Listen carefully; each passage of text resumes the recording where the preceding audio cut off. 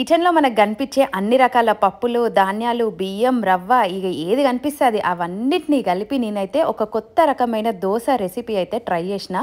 Taste అయితే మస్తు వచ్చింది. రెసిపీ షేర్ చేస్తా, మీరు కూడా తప్పకుండా ట్రై చేయండి. అన్ని రకాల పప్పులు యాడ్ చేస్తాం కాబట్టి ఎంత వీలైతే అంత తక్కువ క్వాంటిటీ తీసుకోండి.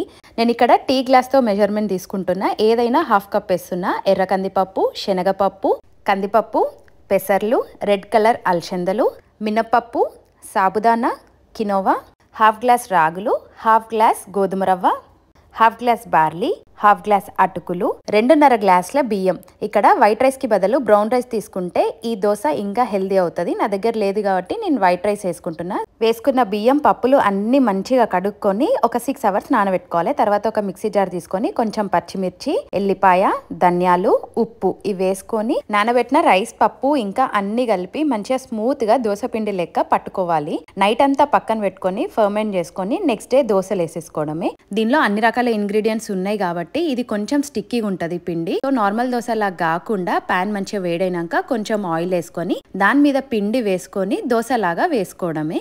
అంతే, tasty and healthy dosa ready అయిపోయింది. రెగ్యులర్ దోశ తిని బోర్ కొడితే ఈ డిఫరెంట్ దోశని ట్రై చేయండి. మా కిచెన్ లో ఉన్నవన్నీ వేసిన మీ కిచెన్ లో ఏ రకాల పప్పులు ఉంటే, ఏ రకాల ధాన్యాలు ఉంటే వాటితో ట్రై చేయండి. వైట్ రైస్ కి రీప్లేస్ చేస్తూ బ్రౌన్ రైస్ వేసుకుంటే ఇంకా హెల్దీ. రెసిపీ నచ్చితే డూ లైక్ అండ్ ఫాలో.